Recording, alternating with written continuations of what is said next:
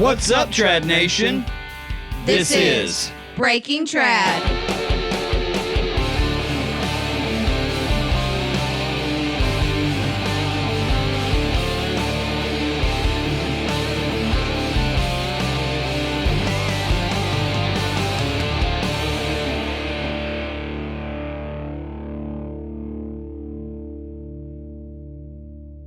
All right, welcome back to another episode of Breaking Trad. I'm Alan. And I'm Matt. I'm Amanda.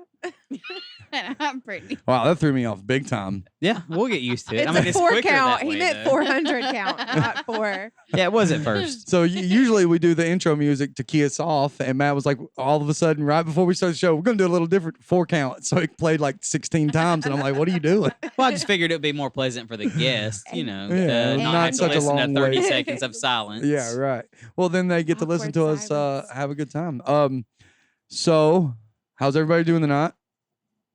Did we already do the introductions? We I did. really I'm think- Alan. Yes. Yeah, okay. Just we making did. We did hey, that look, already. I've been running around like a chicken with my head cut off all day long.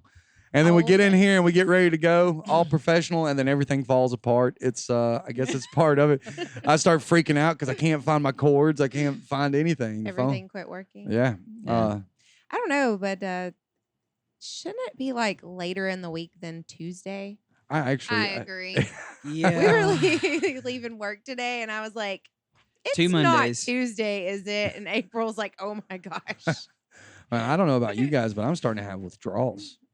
With- I You haven't gotta been shoot my bow. Yeah, I Oh, I haven't been to know. a shoot in Oh, 2 yeah. weeks. I know. We It's had like the 2 longest opportunities period last ever. weekend and just couldn't make either of them fit in. Right. But they're coming. They're coming Yeah. quickly. They are. There's a couple this weekend, I think. There too. are. Did you see the Yeah. new ones I added to the page? Did you I add those did. up? You can get to those at the end of the Yep, show. I will do Yeah. it. All right. Well, without further ado, you guys ready for our guest? Yeah, do it. Yeah. Not All right. yet. Hold on. Wait. Okay. Okay, now I'm ready. Okay, cool. So I'm pretty excited about this one just because, you know, Because of his name. Well, I guess so. I know you are specifically, but we met him down at the U.S. Single String Boot Camp, or I say down, but up at the U.S. Single String Boot Camp in Ohio, and he took the gold this past August in the U.S. Open Men's Barebow, taking JD3 for the win, which was pretty cool, which is great, and then his enthusiasm was great. Took the bronze at the 2022 Arizona Cup, and member of the U.S. Archery team from Fort Collins, Colorado, Mr. Matt Yacca. Did I say that right? That'll do. How's it going, guys? Hey, man, it's going good. How are you? Very well, thank you. What's got you hemmed up right now? What are you into? Well, right now, just I'm prepping for Outdoor Target Nationals again and the U.S. Open because there's nothing really going on. We have there's a 50-meter shoot coming up, which is the Buckeye Classic. It's part of the USAT, the whole United States Archery Team tournament series. But money is the big thing that keeps me from going to tournaments and traveling around. And now with gas prices, it's even worse. So It's so bad. I don't know. Yeah, What's just getting ready for Outdoor Nationals. I got you. Well, what's your gas prices up there now? Right now, I'm at like 437. That's not too. That's not too bad. Not too bad on regular for my motorcycle. It takes premium at like 517. Ooh. Ooh. Yeah, that's good That stuff. one bites a little harder. Hopefully you got a 250, so you're getting like 3,000 miles to the gallon. Yeah. Nothing like good gas mileage. Right. Well, I think we're sitting at 329 or 429 right now. 439. 439. No, Yeah, so pretty similar. 420. Well, I think it was Gardendale or Coleman. One was 428. it might have been Oh, yeah. 428. Yeah. Well, You're right. so you're geared up and ready to go, prepping for nationals, and I think Amanda's going to kick us off with this first question. Yeah. Yay. Oh, I get to start it. All right. all right. So, Matt, we've heard Yes. you say a couple of that times, Matt. not My you. Okay. Anyway, before I was so rudely interrupted, we've heard you say a couple of times that you're fairly new to barebow, but how long Mhm. have you actually been shooting, and what or who was it that actually got you started into archery? So barebow, I've been shooting, I think 3 years now, maybe 3.5. Mm-hmm. I started by coming off of trad, just traditional archery. Right. I think what pushed me over the edge, not the who yet, but the what that pushed me over the edge from going. I didn't go from trad to barebow, but it's just that it was that natural Evolution. Evolution of like how do I compete, or how do I really test myself against others? And in trad archery around here, it only goes so far. Mm-hmm. I think the big turning point for me, which helped, was when I was shooting traditional archery. Longest time, I was just a snap shooter, or a gap shooter, and I did realize a limited level of accuracy, and so I wanted to put an end to that. And Joel Turner happened to be going to Rocky Mountain Specialty Gear, down in Denver. And I was like, I want to meet with this guy. I've always watched some of his videos, and he convinced me. Joel's big thing at the time, or still kind of is, triggers. And he convinced me to put a clicker on my bow. That's kind of what he was doing. That was the whole idea of, his whole thing. And I was kind of against it, but I was like, all right, let's just see what it does. And I put the clicker on my bow, on one of my trad bows, and I was instantly unbeatable. At a local level. And so I was like, all right, well, this is something. And I took it a little farther. I became a coach, and I picked up Olympic recurve, which you can legally use a clicker, no problem. It's part of the game. And I truly did just like a headfirst dive into form and technique, whether it be linear shooting style, whether it be NTS shooting style. I've done them all. So hybridized my own. Sorry, go ahead. No, I want to touch a little bit on the clicker and Joel Turner and his method and all. So what was it about the clicker? Did it just add confidence to your process? Is that kind of what created? No, it slowed me down. Okay. So if I tell you I seriously picked up traditional archery in 2002. Okay. I had my first custom longbow at that time, a pronghorn by Meland. And even everyone at this time, even if you talk to Tom Klum, people that are just serious shooters, they will tell you all we knew was snap shooting. Okay. All we knew was, load the arrow, point it at the target, draw it back. When you hit anchor, the arrow's gone. Right. And kinda that like had caused kind of like the Howard Hill method or whatever. Absolutely. Yeah, okay. Absolutely. And that for me caused a major target panic over time. And so then it became, you can't even hold the arrow on whatever it is you're trying to shoot. You're not even hitting anchor after a while. I mean, if you have true target panic, like I've had in the past, you're a disaster. I mean, you can't. Yeah, you can't anchor, can't do anything. So that what Joel changed for me, I suppose, is the clicker puts you in total slowdown mode. I mean, it puts you almost in stop mode. Okay. Right. And it gets you thinking differently. I got you. I know a big thing for Joel, especially at this last single string boot camp was, well, everybody really, if you were there, but they preached on confidence and your process, being confident in your process, and that will lead to a great shot. And I was just curious if that clicker added that confidence on the slowdown. So when you hit your click, you're on your release, right? Oh, absolutely. Yeah, no, I mean, but the thing for the clicker is you're going through your processes. So you've aimed, right? You got your aim, you're locked on target, we'll say, so to speak. And then you're just going through the motions of expansion, essentially. And then you're waiting for follow through. So once you're at expansion and you're truly just moving at a very microscopic level, like one you cannot see, once that clicker goes and your shot really happens right there, right? And then you're going through your follow through. Right. Well, and I'm sorry, I didn't mean to pull away from the question. I just know that, like, when you said once you put the clicker on, you were fairly unbeatable, and I was like, well, so what led to that? Was it and I guess we clarified with the slowdown. But if you want to, you can keep going as far as what clicker are you using? Just I was always using like a cricket clicker or a limb mounted, if that makes sense, mounted clicker. Yeah. I happen to prefer the limb mounted clicker over other clickers because it's you can't use a clicker in any of the classes we truly shoot in for USA Archery. I'm not sure about IBO or those other things. Maybe you're allowed to, I don't know. But you can't use a window mounted clicker like you would on Olympic recurve, because if you're using your arrow to sight, the clicker's in the way. Yeah. It's like literally on the arrow. And the limb mounted clicker allows you to kind of go through the movement like it's supposed to, like you're supposed to, like just making that ever so slight pull through that expansion, and then it clicks and it goes. I truly prefer those. And I've also used the solid sear, the solid clicker, that the clumb cell as well. I do like it. It's just a lot less predictable. You don't want prediction in the click, but it's sometimes you have to activate the solid clicker with your and I don't like to have to move my hand to make that happen. I got you. Okay, and like I said, it would.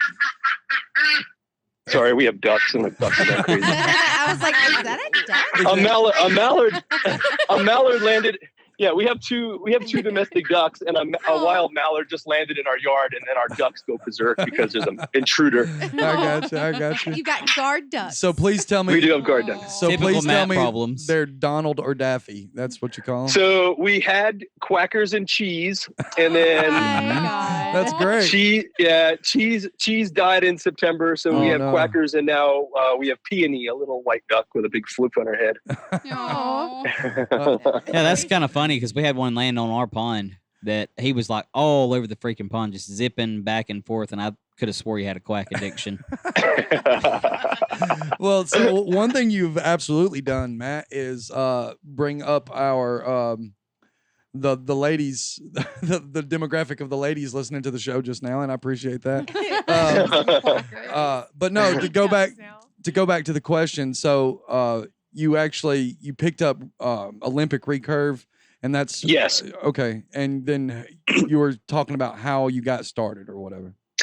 Yeah. So a big part of going into Olympic recurve was I kind of did what Tom Klum did in a way where he's like, Tom Klum is essentially bridging the gap between traditional archery and competitive, we'll just say Olympic recurve shooting. Okay. And taking the best parts of that in the form and saying, hey, traditional archers, we can do that, right? We should do that in a way. You want to have an accurate shot and maybe without flaws, as close as you can. And let's learn this method and tie it into traditional archery. I did the same thing. So I was like, okay, how can I be even a better traditional archer? And so I picked up the Olympic recurve to really dive. I mean, it's a very long and expensive way of becoming a very good traditional archer, but that's what it took for me. And so I spent, 2.5 years doing Olympic recurve to get to where I am now in competitive barebow. Okay. And, I jumped out of that and into barebow, and, my first outdoor tournament I won, so I was like, okay, I'm onto something here. Yeah, that's insane. Right. Well, and the second part, I guess, is like, who was your primary influence as far as that manifestation, or just in the beginning? Yeah. So I won't go through the very beginning stages. Obviously, as a kid, I had a bow. I had a Sun Bear, I think it was called, an all fiberglass bow growing up as a child. And then, of course, as I got older and wanted to do what cool kids were doing, I wanted to emulate my cousin who lived in New Jersey. He was, older than me. And I was like, my cousin Andrew, he's super cool. He's got a compound bow. And of course I got into compound bows. I did that for a while, but I always knew I had this affinity to want to shoot a recurve or a longbow. I have a very deep attraction for longbows. And my dad had a Ben Pearson. It's a BPH 54, 52. I still have it. I don't know. It's in the basement. It's about, I'm not kidding you, strung. It's less than 3 feet long. It's a really tiny recurve bow. And I picked that up and I started shooting it a lot. And I was like, okay, I'm really into this. And that was probably in the mid 90s. And then later in the mid 90s, I bought I won't say the name, but I will say it's an ASL. And, I got a 60-pound ASL, and I would never, ever recommend that. But at the time, I was also shooting a heavy compound bow, and I'm like, yeah, no problem. I can shoot a 60-pound longbow. Right. That is the worst mistake ever. And I started shooting that bow, again, mid-90s, and I hated it. I absolutely hated it. for whatever reasons, ASLs have hand shock. I know a lot of people go, no, they don't. You're shooting it wrong and blah, blah, blah, whatever. But at the same time, that a 60-pound ASL is not the way to go. Right. So anyway, I put it down, picked up another compound bow for a little while. And then again, in 2002, let me get something maybe a little more custom, a little better. And that's when I picked up that pronghorn longbow I had. And that was from 2002. And I haven't looked back on compounds since. I've only shot longbows and recurves, 1-piece, 2-piece, 3-piece. I have 40 some odd bows. So I'm just and doing the research, I seen like you have an extensive collection of bows, and I was like mouth watering type situation. I was like, wow, look at it. Yeah, I love wood longbows, recurves too, of course. I have some collector items. John Schultz. You guys, I'm hoping you guys know who John Schultz is. Like a lot of times people like who's John Schultz, but I have a John Schultz longbow, bamboo backed. I have a Dean Torges self bow. Another guy any trad person should know. These geniuses of bow making from yesteryear. And they're not amazing shooters. Of course, if you know those bows, they're not like amazing shooters, but who they were and what they did for traditional archery in their time. Oh yeah, those are ideals. Collectibles for sure. See, I've got to find my thing, like what I can do to make something, because I'm obviously not the one you would think about when it comes to great traditional archery. So I got to find my thing to make. It's gonna become a bow Right. instead. Well, Matt, so that kind of leads us into I'm just saying, you should keep that up. You should, every time she says Matt, you should say what? Right. no. What? Which one, Matt? Right. Okay. Which gift from God are you talking to? That's right. The one not in the room. So, okay. Well, I mean, technically he's over the phone, so there is a gift of God There in the you room, go. over the phone, There and you as go. well sitting across from you or diagonal to you. Multiple gifts that's from like- God at the moment. Okay, Matt. I'll tell you this. My favorite part about your guys' podcast, I watch it. I subscribe to the YouTube. Oh, wow. I don't really. Thank you. I'm not a listener so much. I'm a watcher. So like I get up every morning and I just go through my subscribe list. But you guys remind me of that '70s show where it's like you're all sitting around the table high, like looking at each other, but but all the people see are 4 squares of just faces. It's like, but I know you're all looking at each other, aren't you? You're all looking at each we're other. all looking at each other. Yeah. Or Hey, down. real quick, which one's Donna? I think I got Yeah. Donna. No, you got the Donna. I think I got the Donna, and Matt's the Kelso. Yeah. I ordered That's Matt's Probably so, definitely Kelso. Kelso. Uh, Are you Danny? Is that like? maybe I've been told by my kids that I'm more like Red than anything. Yeah, you are red. Oh. I'll put my foot in your. Well, I'm I pretty mean, sure Matt's a that's little bit of illegal, red so we too, shouldn't go but- I there. feel like I should get a bottle of vodka and then I could just be Kitty. I'll just sit here with a bottle of vodka on the table. I'll be Kitty. You should turn this into that '70s archery podcast. Right. That's gonna be our Halloween show. Yeah, We're gonna there do that. There you go. We'll just have a Halloween Hang it hippie. out. Yeah. Okay. So back to I'm just gonna call you Yacca. All right, that's fine. Okay. So If that's the back proper to way the to pronounce it. Yeah, is that the proper way? I feel like we're How do adding you a southern pronounce All your right. name? twang. on So, all right, I won't get too in depth of my name, but it's not even supposed to be with a Y. So my family's immigrants. I'm Italian. Mhm. I grew up in New York, and when my family moved here from Italy, when they came over to Ellis Island, the manifest is signed the way it's supposed to be, which is IACCA. So my real name is Yacca. Yacca. But and if you think of how script was written, if you go and just Google it, if you look at an I and a Y, they are very similar. It's just how deep the Y goes versus the I. And so when they changed it, my great grandfather was like, you don't mess with these people, meaning like, you're coming into New York as an immigrant. They didn't want you, they didn't mess with anybody. Like they would give you a hard time. So whatever it was said, that's what it was. And they just kept Yacca. I say Yacca. My family says Yacca, but we're New Yorkers, so it's. Trust me. You want the New York to come out, it'll come right out. I promise.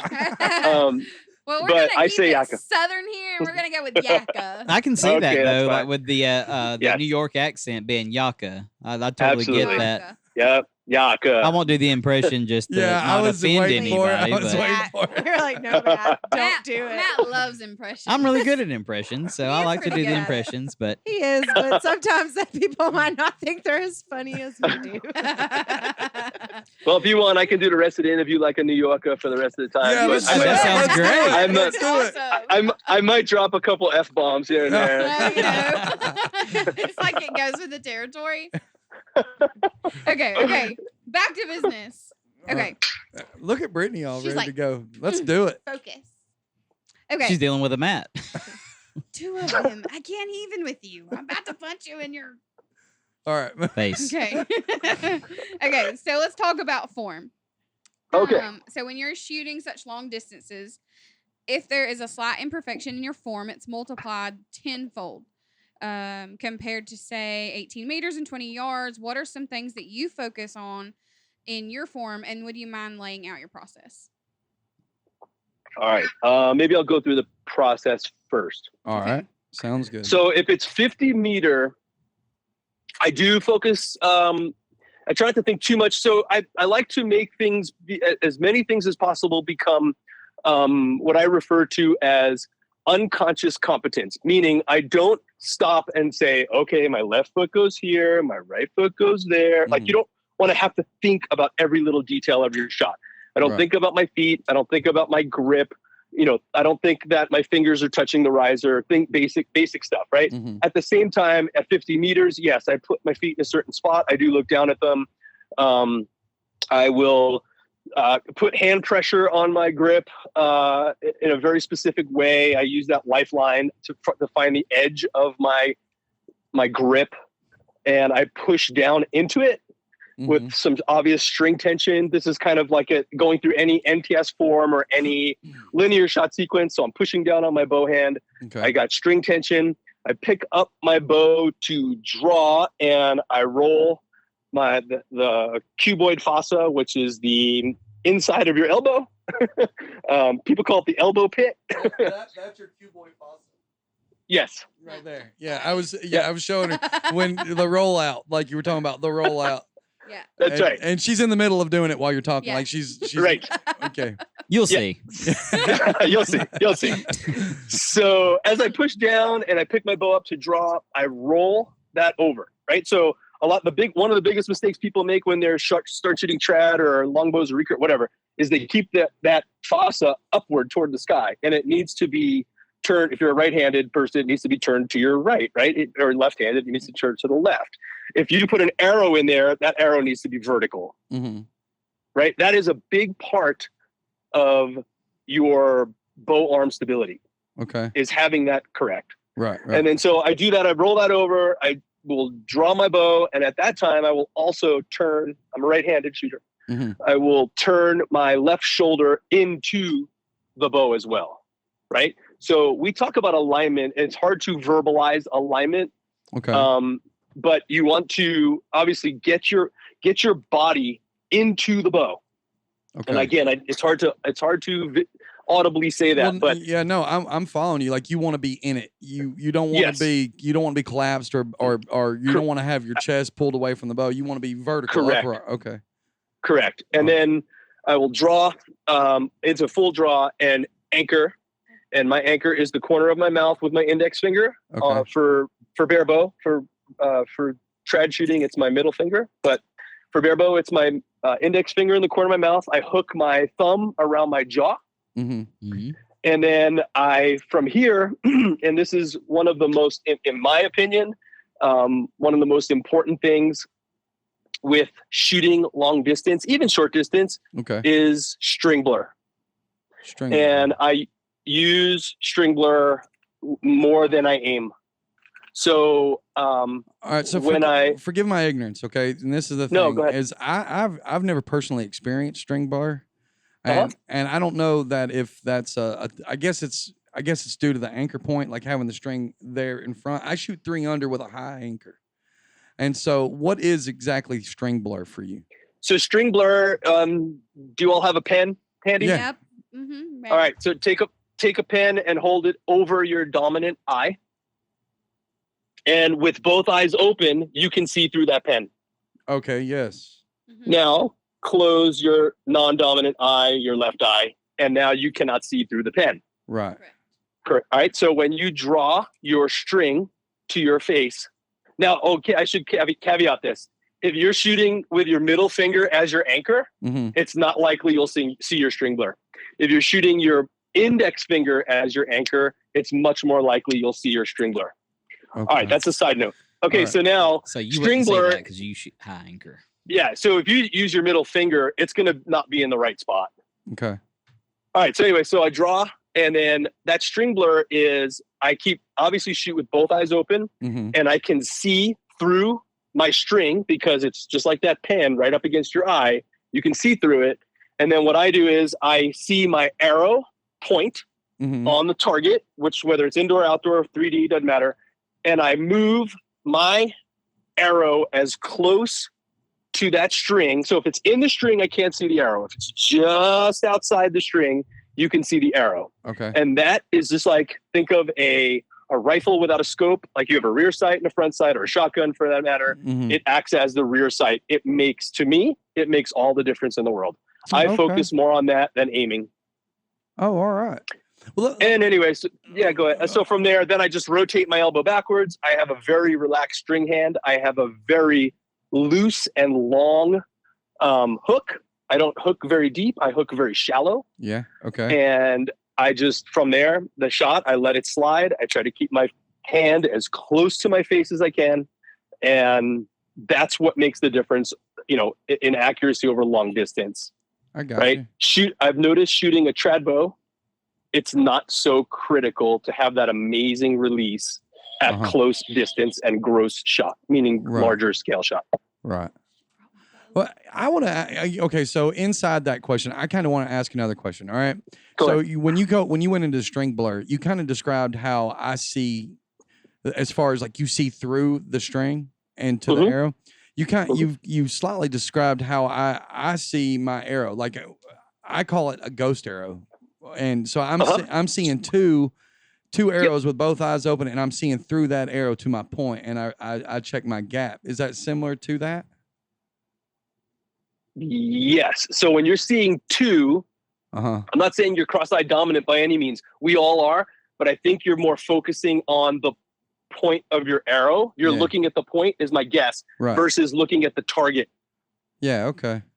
Okay. So when you tend to focus closer, you'll tend to see those two. I've done that as well. And if you have to, you can play the squint game, meaning like, I'm going to squint my left eye just a bit to know which arrow I'm supposed to be looking at, right? Because when you see that double vision, that can mess you up. I've had people get totally messed up shooting way off target. Yeah. Well, what I mean is that my arrows triangulate, and then like they point, they both touch, both of those arrows. Correct. And then I'm seeing through that arrow to my target, and I can evaluate, my point or where I'm aiming at that way. That's how I aim there. And I actually can't see the ghost arrow at all. I can't either. He tried to get me to try like this and shoot, because I have like always shot with one eye closed. So I tried Alan's method, and I shot straight left and like high left into our woods. And never found that arrow.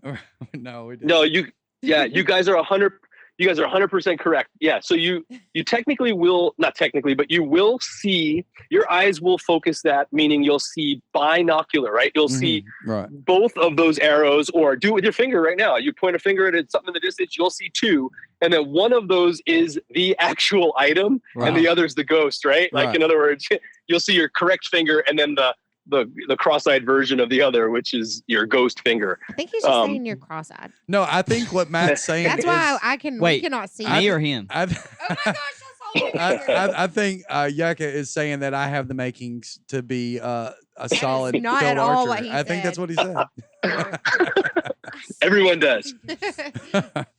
No, it's very interesting to us because we've only shot 3D and traditional. So like learning more about barebow and like the outdoor field. It's like, that natural evolution. Yeah, we're trying. Yes. We want to give it a shot next season. Like we're wanting to try to get out to some things and just. And you see said how it you're a goes. trainer, right? That's correct. Yeah. So I Yep.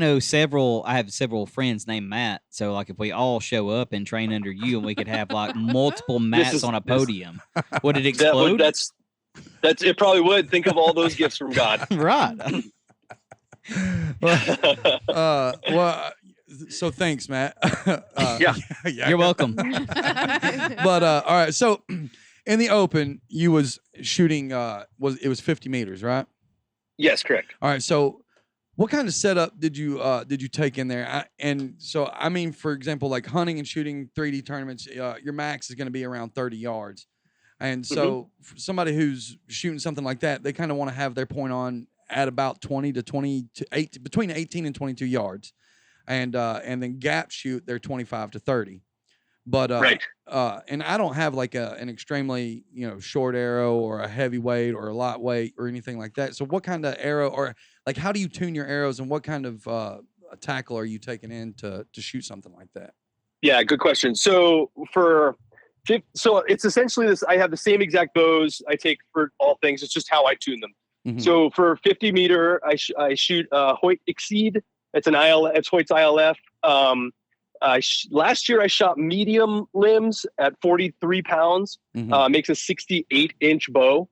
Okay. So 43 pounds. I was shooting Easton X10s. They're 500s with a 100-grain point. And what that did for me, I had about a 1/16 inch of a crawl. So, I mean, like, think if you tied a knock on your string, Yeah. the thickness of that knock was my crawl. Okay. So very, very, very small. And you don't necessarily need to be point on, but ultimately your bow will tune best at that point. Okay. So what I tried to do for that, and I'm doing that right now again for this year, is try to get as close to point on so my bow tunes easily. Okay. And then what I do is I will tune. The process for tuning a bow for 50 meter is I will take, let's say I take my 500 shafts, not the number 500, Right. and I'll shoot those at 30 meters. I'll shoot 6 fletch, 3 bear, and Okay. then do my best to group those, because you want your bear shaft shooting as good as your fletch shafts Right. Right. at 30 meters. They need to be in the same exact group. Okay. And then if you need to make them stiffer or weaker, we have tiller bolts, of course, on a ILF, so I can turn the bow weight up or down. Right. And even at 30 meters, I will do that same exact crawl, right? So you try to just keep that same crawl, like, so that 16th of an inch. Yeah. Right. Right. Okay. Yeah, because the bow, you have to shoot that bow at 50 meters or even 70 meters. But if you tune it to shoot the crawl at 30 meters, it's not going to work when you move back. Right. So the crawl needs to be the same. And then once you get it close at 30 meters, you go back to 50, and then you start doing your fine tuning. Okay. With like the 3D bow, or the bow I shot at 3D team trials last month. Okay. Same setup, long limbs though. So I shot a different Exceed with long limbs, same weight, 42, 43 pounds. A little different arrow, a carbon one in 500. It seemed to tune well. Okay. But I tune so for 3D, we don't shoot over 33 yards. Okay. Yeah. And so most of your shots, let's call them at 25. Right. But you tune your bow with a 25-yard crawl, right? So meaning it's the rough average. You're never going to be point on, meaning Right. your fingers on the knock. You're Right. going to be in a crawl somewhere. And so, but you tune that bow with an average of where you think your shots are going to be. And then the bow will tune, up to 30 and at 5 meters, it's just finding Right. that happy place. Right. But you tune the bow the exact same way, and you just change the crawl and you tune it that crawl. All right. So, okay, with all that, when you're shooting that 50 meters, where you're still running that 16th of an inch crawl, right? Sure. And then are you aiming for point? Or are you running a gap at that point? Because I know that in some case, or for like crawling in general, you can get a long point on, and then you crawl as you progress towards the target. But as you back up, you're still having a gap. Is there a gap that you're running at? No. Yeah, no, and that's the major benefit of string walking is your point is your sight pin, right? Okay. So yeah, you're using so you don't have to. Some people you've heard the term lollipop or hold like a 6 o'clock hold, meaning like if you find that yellow, you're right underneath it, right? Mhm. You're at 6 o'clock on the yellow. Yeah. I happen to do it like a shotgun. So my point kind of is half in the yellow and half at the bottom of the yellow. That makes sense? Like Yeah. I cut the yellow in half, just like I would a shotgun. Right. Like I just kind of, right. And it never moves. Like, and I don't have to gap anything. So if I'll rewind back to the 3D. If I'm at 5 meters, I crawl farther down the string and just hold that point right on that 12 ring, the 11 ring, whatever. Right. And then same at 50 meters, I keep that 1/16 of an inch crawl, that little bit of a crawl, and I just hold it right on the yellow and then just go through the process. I got you. So then it goes back to form, of course. So everything at 50 meters, you just want to make sure that your body's doing everything it's supposed to be doing in your process, or Absolutely. I got you. Absolutely. And it translates at 18 meters indoor, like a Vegas face, and it translates into 3D. It's all the same. The shot process does not change. The only thing that I have learned in the last year is what changes is your footing, your foot, like how your feet are. Okay. So think about it on a field course, like the field, when we did the team trials for field this year, we were in the crazy hills. Like, I mean, it was muddy. It was some extreme uphill and downhill shots, and you are not on flat ground. Right. Just like hunting, you're hunting, and if you're hunting in Colorado from the ground, you're never on flat ground. Well, okay, I mean, never. So time out real quick, just as we crawl into that. So it may be beneficial for people listening to kind of understand or know what kind of stance. So I run a closed stance. Are you try to maintain an open stance type situation? Think of hip width, right? So if I just as wide as my hips are, my feet are right below me. Okay. And then I am very slightly open, meaning my feet do not my toes are not on a perfect line. My left foot would be slightly behind my right foot and turned into the target ever so slightly. And going into what we were just fixing to talk about, you try to maintain that, especially in the terrain situations. Yes. So at 50 meters, I'll do everything possible to keep that position. But again, at field 3D, I mean, the ground is so uneven. Right. Now you're relying on your hip stability so no matter how your feet are, if you would have seen my feet at 3D this year, you'd be like, what the hell is this guy doing with the stance? but you can't, if you think about it, like if you're standing on a slope uphill, you can't move your body in the positions to make that kind of shot. Yeah. You're trying to keep your shoulders level, and you tighten everything through your core. So at your hips. So if I move my feet back into this awkward position, I can rotate my hips into the correct position and then go through my shot. So it all really matters at the hips. So from the waist up. Correct. I got you. I'm good like that too. I'm good only from the waist up. I don't know nothing about that one. Matt, you got that one over there. You want to run the last one? Yes. I don't know. I feel like I made everybody uncomfortable. I was saying from the waist up. Awkward We knew silence. what you meant. Okay. I'm just hoping. Just crickets. Please insert crickets right there. I have the last right? question, so I'm hoping that people's minds don't explode with two Matts combining. But if there is one piece of advice that you could give a new shooter, what would that be? Yeah, and that's super easy. And never buy a heavy draw weight bow. Right. And I don't care what anybody says when it comes to arrows. I'm a firm believer the arrow is more important than the bow. Right. And I can't tell you. I was talking to someone about this today. Actually, I would say 100% of the time a new archer gets paired up with the wrong arrow. So, and notice I said 100% because I mean it. I mean, I see people come out of, I don't know, a local sporting goods store, even a local archery shop, and they come out with, I'll just throw a random bow out there, like a Samick Sage, and it's 45 pounds, and the people gave them 340s with a 100-grain point. Ooh, and I'm wait. like, Wow. I see it all the time. And that's I mean, you see it all the time. And I feel like that's maybe, and I'm not trying to down anybody, but I feel like that's a push of trying to sell arrows that nobody's buying or something, you know? I happen to agree with you, part one. Okay. Part two, I think people that aren't really in tune to traditional archery, whether it be barebow, recurve, longbow, whatever, that they really truly don't know arrow spines and what it takes to tune that bow. It is so important. I'll give you another one.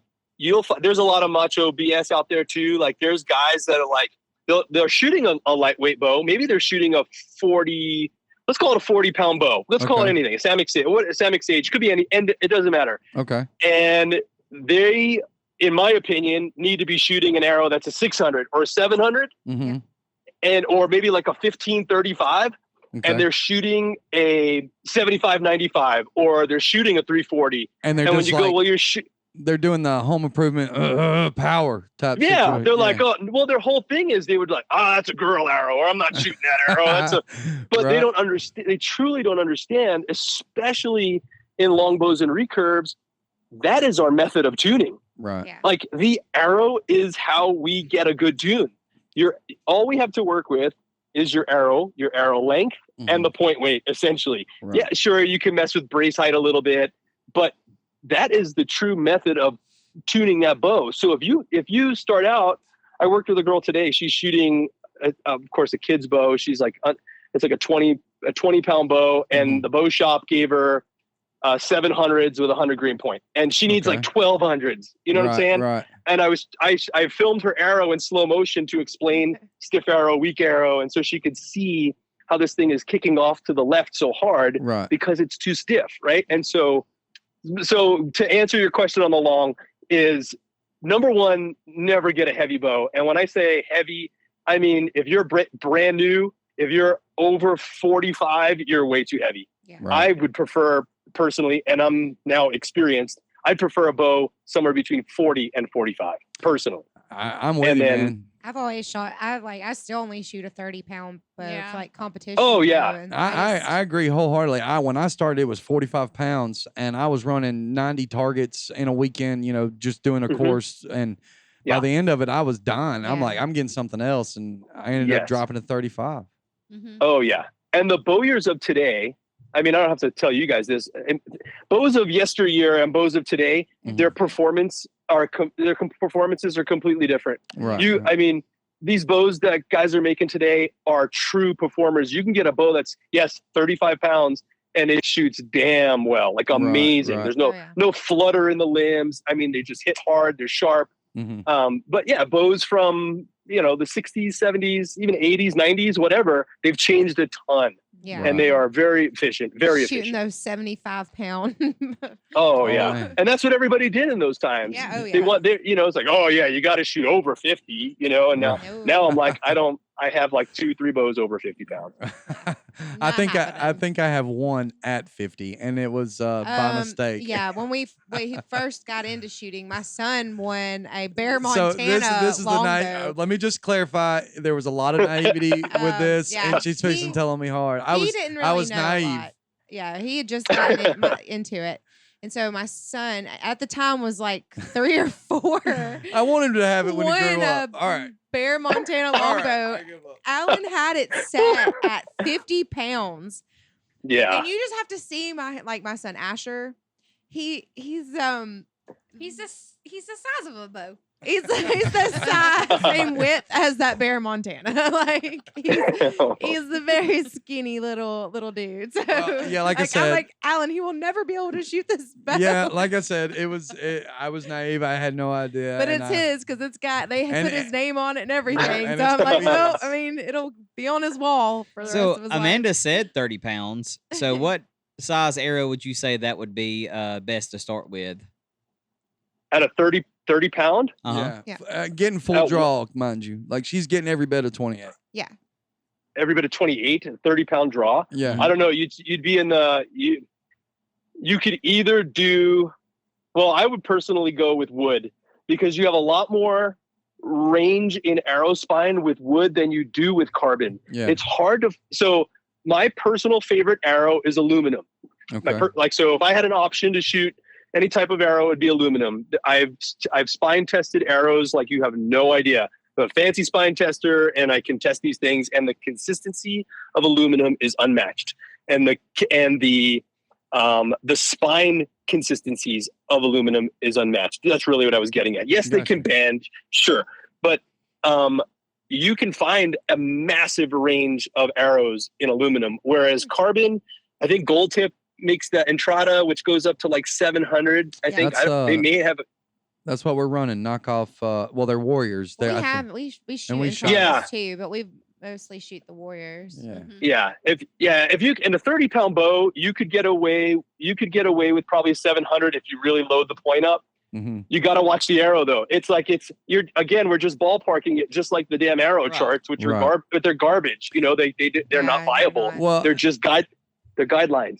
And I want to ask you after we get done, since we're getting close to time. But there was another question about as far as like spine goes. But if everybody's good, everybody good. All right. So we're about 45, and then we're gonna run the segment on the shoots. But Matt, I really appreciate you coming on the show, and of course, both Matts, thank you very much. You're welcome. But I guess until when's next time we'll be able to see you? Oh, well, unless you guys go to Outdoor Nationals, that'll be it. And then I'm in World Championships for field in October. If you guys go to that, I don't know. I don't know where. No, I really want to go. I really want to go to Nationals. I doing the research and all, and watching between you and Demmer. I was. Do you plan on shooting the Lancaster? You going to Spooky? Yeah. So next year? Yep, absolutely. We'll go to Lancaster. We'll go to Vegas. So I'll do some of those indoor tournaments. Okay, cool. And then next year, depending on what goes on the rest of this year, I might turn my sights toward doing more of the traditional archery shoots. Mm-hmm. I know you guys do the Howard Hill and just going to some of those. Like I kind of miss doing that stuff. Well, I feel like right now, come on down to West Virginia, and we can see you there. Seriously, yeah, I know. I do want to do some of those other tournaments and some of the IBO stuff, some of the more trad, shooting my longbows, that kind of stuff. Then we'll definitely see you. If not this year, we'll definitely see you next season. Yeah. And so social media, you're Matt Yacca on Instagram. That's it. Just my name, MattYacca. Awesome, man. Yeah. Well, listen, Matt, again, thank you very much. We appreciate it, man. No, thank you for having me. It's a pleasure. All right. We'll see you hopefully soon. Yep, absolutely. Thanks, guys. Bye, man. Bye. All right. Now we're back for the part of the show where me and Brittany are going to struggle through reading some of the shoots coming up. Especially with our Scribble Scrabble. Yeah. All right. So let's see. We're going to start off. There is going to be the Circle of Hope 15th annual archery shoot. That's going to be held in Jones Chapel, Alabama. Do you know the dates on that one, Brittany? Yes. That is July 16th and 17th. On the 16th, it's 8 to 4, and on the 17th, it'll be 9 to 4. All right.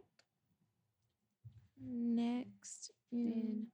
We've got the Twin Oaks Critter Shoot. It's 25 targets, July 16th only, and that is in Chapmansboro, Tennessee. All right. Then we have the IBO Worlds. That one is going to be held Thursday, July 21st through the 24th at Popston, West Virginia. We'll be there, so hopefully we'll see some of y'all. And that same weekend here in Alabama is going to be the State ASA Championship, the 23rd, 24th, Cornerstone Ranch in Mount Olive, Alabama. All right. Let's see. Also, July 23rd and 24th, it's Dearman's the 3D Archery World Championship. That is a open shoot, so there's a bunch of different classes other than traditional. It's going to be held in Ada, Oklahoma, or Ada. Is it Ada, Oklahoma? Ada, Oklahoma. We have that flyer on our Facebook if you'd like to go check out and find more information about it. And then that is going to bring us to that same weekend again. There is an outlaw shoot in Prescott, Arizona. It is 3D fun shoot, 3 courses. There's going to be a night shoot. That flyer is also on our Facebook page. You can go there and check it out, and they've got their website listed on that flyer. All right. Then we have ETAR. That'll be Wednesday through Sunday, July 27th through the 31st, located at the Ski Sawmill Resort in Morris, PA. And let me get this right. Okay. The second annual traditional rendezvous in Jackson, Michigan, July 28th through the 31st. And then we have our home club here in Alabama, the ASTB Summer Sizzle will be August 6th through 7th. That will be a multi-round held in Briarfield State Park. Righty, and that brings us to August the 13th only, Buck Hollow two-man team shoot in Dixon, Tennessee. All right, then the 13th only, there'll be a fun shoot at located in Harrodsburg, Kentucky. And that same weekend, August 13th and 14th, Rib Mountain Bowman Traditional Shoot in Wausau, Wisconsin. It's a 3D outdoor. I mean, like, we're going to have to go. We could do that.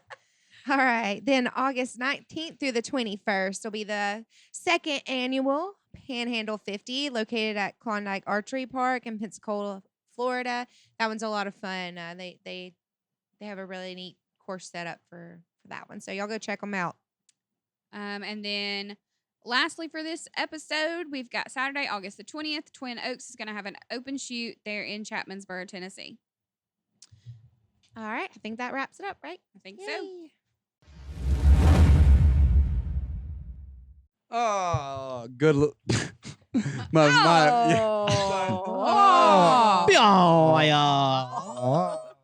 Anyways, yeah, sorry for that. My face was not in the microphone. Good old 4 count. Yes. Not what I'm used to towards the end of the show. That's what we actually always go into at the end of the show. But yeah, I know, but not at the beginning of the show, which I'm not used to. You think you'd be used to it, but no. Well, I mean, okay. And here we are at the end of the show. Our show. So it is the end of the show. Thank you again very much for joining us on this episode of Breaking Trad. You guys like how I elongate every other word? Just make sure if you're listening, you get on YouTube, you like, subscribe, and smash that bell for us. Share our content with other people. Share everybody, because otherwise people won't get to hear incredible episodes like tonight, one. like today. Oh, yeah. I think Matt had made the comment not to take anything away from Matt. You see how my mic's getting away from me? Mm-hmm. I mean, I would like to point out, if you're not sharing, you're a Karen. Yeah. Wait, are you like? So, never mind. We'll talk about that after. But no, like Matt had pointed out earlier, he thought, and I agree, that this was one of the most informative podcasts we've had in a long time. And I think Yacca is a solid guy. He's easy to relate to. He's very easy to understand when he starts and breaking it stuff makes down. sense, as it starts coming across. and not to mention, he's a coach. And not to mention, he's a coach. He is definitely a coach. Yep, not mentioning that one. No. But to mention, he's a coach. I mean, I can see like he can be a very good coach. Mm-hmm. Yep. Agreed. And might have something in the works. So look out for that. Little teaser, little what's got you jumpy? You went.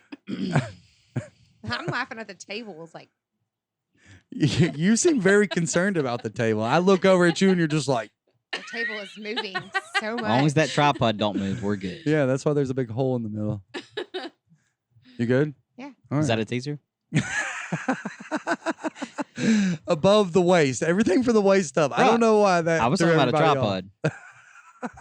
I know where the gutter mines are going, but Oh, I can't know. You must not have intentionally meant for them to go there. Yeah, no, I not was at all. talking about a tripod. Yeah, why do you again. want to? Why do you?